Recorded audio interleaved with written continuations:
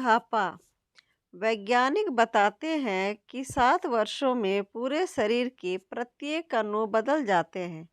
इसका अर्थ हुआ कि 7 वर्ष बाद तुम्हारे शरीर में एक टुकड़ा भी वैसा नहीं रह होता, वही जो 7 वर्ष पहले था। इस प्रकार 70 वर्ष जो आदमी जीता है उसका पूरा शरीर 10 बार बदल जाता है, पूरा का पूरा बदल जाता है और अपने मरे हुए हिस्सों को बाहर फेंकता रहता है।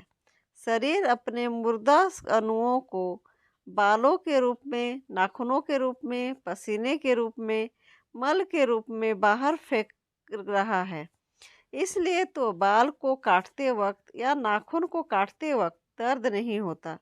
शरीर तो रोज मरता है, लेकिन हमारे भीतर कोई है जो रोज नहीं मरता। हमारे भीतर कोई है जिसकी स्मृति स्थायी है, लेकिन उसे जाना पहचाना जा सकता है।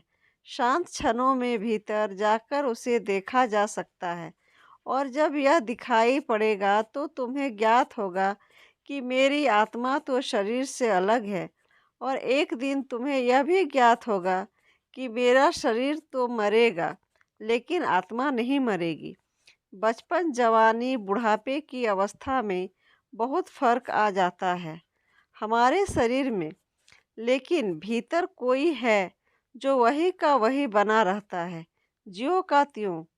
तुमने शायद कभी यह फिक्र न की होगी, आंखें बंद करके तुम यह सोचो कि मेरी आत्मा की कितनी उम्र है।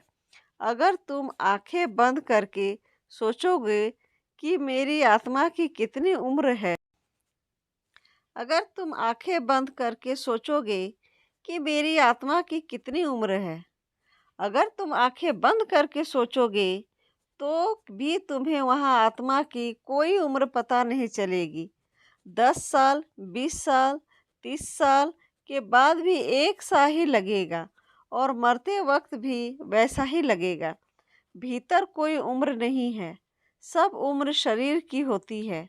मनुष्य सोचता शुरू करता है कि कभी मैं बचपन से नहीं निकला, अब जवानी से निकल रहा हूँ।